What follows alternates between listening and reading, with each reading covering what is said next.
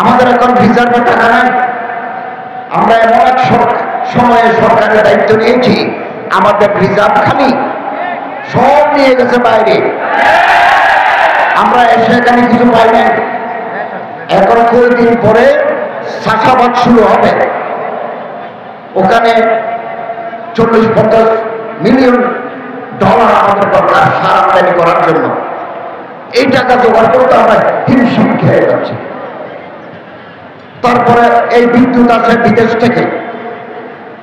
বিগত দিনে এখানে স্থায়ী বিদ্যুৎ উৎপাদনের কোনো ব্যবস্থা হয় নাই।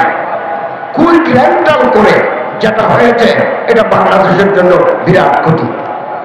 কুইক রেন্টাল থেকে আমরা সাপোর্ট পাচ্ছি না। এই জন্য আদানি গ্রুপকে আমাদের টাকা দিতে হয়।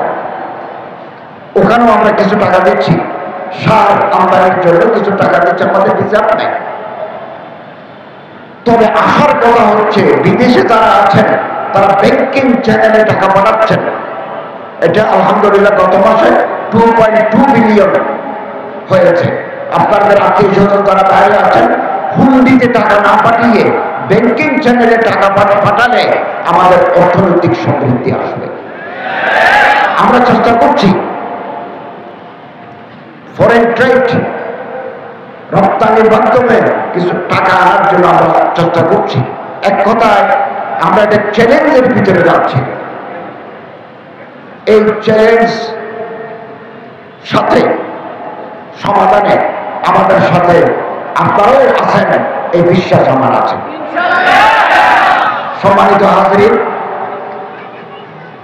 টাকা রোজগার করা ফরজ। তলব কাসবিল হালাল ফরিজাতুন বা'দাল ফরিজা।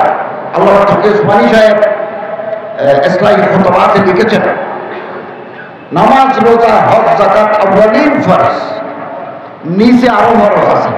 সেকেন্ড ক্যাটাগরি অফ ফরজ, সেটা হচ্ছে পেটের ভাত জোগাড় করা, বিবি বাচ্চাদের জন্য খাবার জোগাড় করা, মা বাবার জন্য অন্ন জোগাড় করা। এটা সেকেন্ড ক্যাটাগরি অফ ফরজ। যে কোনো কাজ, হালাল কাজ। আমি রিক্সা চালাতে পারি, আমি সিএনজি চালাতে পারি, আমি ব্যবসা করতে পারি। পয়সা থাকলে বড় ব্যবসা করবো, পয়সা কম থাকলে ব্যান গাড়ি দিয়ে তরকারি বেচবো।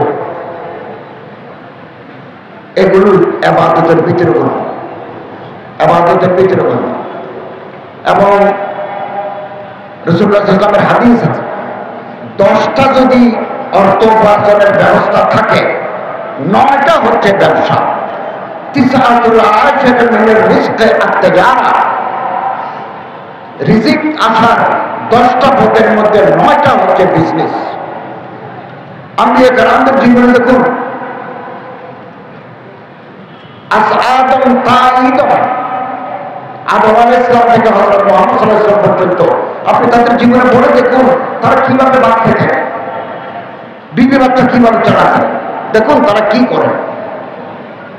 আদম আলাইহিস সালাম কৃষক, ইব্রাহিম আলাইহিস সালাম ব্যবসায়ী, ইদ্রিস আলাইহিস সালাম ব্যবসায়ী, দাউদ আলাইহিস সালাম ব্যবসায়ী।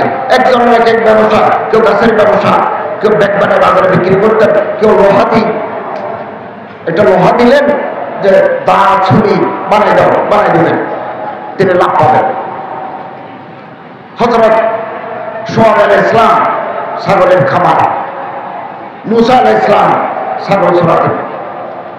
নবী করিম সাল্লাল্লাহু আলাইহি ওয়াসাল্লাম ছোটকালে ছাগল চড়িয়েছেন, ব্যবসা করেছেন। জীবিকা অর্জনের কোনো না কোনো পথ সাহাবায়ে কেরাম, হযরত আব্দুর রহমান বিন আউফ মদিনার সবচেয়ে বড় ব্যবসায়ী, হযরত উসমান গনি সবচেয়ে বড় ব্যবসায়ী। ওনাদের যখন মদিনায় সিরিয়া থেকে ঢুকে, মুলকে শাম থেকে ঢুকে কয়েক হাজার মতো ব্যবসায়ী, কিন্তু ওনাদের টাকা ইসলামের খেদমতে বের হয়েছে। হযরত উসমান রাদিয়াল্লাহু তাআলা গজওয়ায়ে তাবুকে বিপুল সম্পত্তি, টাকা পয়সা দ্বন্দ্ব রাসূলুল্লাহর হাতে অর্পণ করেছেন। আমরা রিজিক তলব করব, নিজেরা খাবো, ছেলে মেয়েদের জন্য কিছু রাখবো, ইসলামের খেদমতে বাকিটা বেরিয়ে যাবে। হযরত রাসূল করিম সাল্লাল্লাহু আলাইহি ওয়াসাল্লাম হযরত উসমান রাদিয়াল্লাহু তাআলা যখন বেশি করে দিলেন, মা বাবা উসমান বাদাল ইয়ুম, আজকের পরে উসমানের কোনো ভয় নেই। এভাবে তারা দান করেছেন। এই জন্য ধনীদের দায়িত্ব মসজিদ, মাদ্রাসা, যাকাত, কারে খায়রে দান করে রাষ্ট্রকে সহযোগিতা করা। আমাদের একটা যাকাত বোর্ড আছে, আমি বিজ্ঞ আলেমদের নিয়ে যাকাত বোর্ডকে সাজাবো এবং যাকাত আহরণে, যাকাত বিতরণে আমরা তাতে গুরুত্বপূর্ণ ভূমিকা রাখতে পারি। এই জন্য যাকাত বোর্ড পুনর্গঠন করব এবং এই গরিব দুঃখী মাসারেফ যেখানে দিলে যাকাত আদায় হবে এটাও ওনারা বলবেন, আমরা এভাবে জনগণের পাশে থাকবো। সম্মানিত হাজিরিন, আমরা কতদিন আছি সেটা আল্লাহ তাআলা ছাড়া কেউ জানেন না। তবে 90 দিনের একটা ভয় ছিল যে উইদিন 90 ডেজ আমরা নির্বাচন দিয়ে দায়িত্ব হস্তান্তর করব, কিন্তু 90 দিনের ভিতরে আমরা পারবো না, কারণ আইন শৃঙ্খলা এখনো সম্পূর্ণ নিয়ন্ত্রণে আসে না, অর্থনীতি ভঙ্গুর অবস্থা। এই জন্য আমাদের সময় নিতে হতে পারে। আমরা সেই আইন একটা অধ্যাদেশের মাধ্যমে পরিবর্তন করেছি। পরবর্তী প্রধানমন্ত্রী ভোটের মাধ্যমে যার ভোট তিনি দিতে পারবেন আগামী দিনে ইনশাআল্লাহ। নির্বাচন কমিশনকে আমরা ঢেলে সাজাবো, পরিবর্তন করব। লেভেল প্লেইং ফিল্ড, সমস্ত রাজনৈতিক দল সমান সুযোগ পাবে। আমরা সেই লেভেল প্লেইং ফিল্ড তৈরি করে দেব। আপনারা জনগণের কাছে যাবেন, জনগণকে বুঝান, আপনি যেটা চান সেটা জনগণকে বুঝান, তারপরে জনগণের ভোট নিয়ে পার্লামেন্টে আসে। আমরা আপনাদের হাতে দায়িত্ব দিয়ে চলে যাব। আমরা অন্তর্বর্তীকালীন সরকার সব কাজ আমরা করতে পারবো না, বিতর্ক তৈরি হয় এমন কোনো জায়গায় হাত দেব না। এবার আপনারা জনগণের ম্যান্ডেট নিয়ে আসেন, এবার আপনারা সরকার গঠন করে আপনারা যা চান তা করতে পারবেন, but you have mandated by the people. You have taken mandate from the people. আপনার জনগণের কাছ থেকে রাষ্ট্র পরিবর্তন করার দায়িত্ব নিয়েছেন, আপনারা করতে পারেন। আমরা কিন্তু পলিটিক্যালি ইলেক্টেড নয়, আমরা একটা অন্তর্বর্তীকালীন সরকার। একটা বিপ্লবের মাধ্যমে ছাত্র জনতার আন্দোলনের ফলশ্রুতিতে এই সরকার আসছে, আমরা দায়িত্ব নিয়েছি এবং দীর্ঘদিনের ঝঞ্ঝাও এগুলো পরিষ্কার করতে আমাদের সময়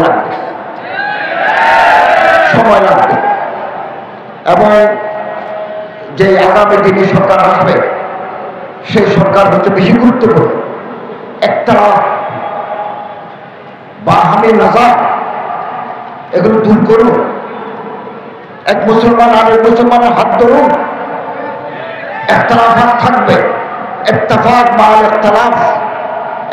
আল্লামা মুফতি শফি সাহেব রাহমাতুল্লাহ আলাইহি বলেন ইখতিলাফ কোনোদিন যাবে না, যাওয়ার সম্ভাবনা নাই। এই ইখতিলাফ নিয়ে আমরা ইত্তেফাক হব, আমরা একে অপরের হাত ধরব, আমাদের কলিজা ছোট করব। আমরা কেন আমাদের কলিজা বড় হতে পারি না? কেন আমাদের দৃষ্টিভঙ্গি সংকীর্ণ? We have been confined within ourselves. আমরা আমাদের নিজেদের মধ্যে বন্দী হয়ে আছি।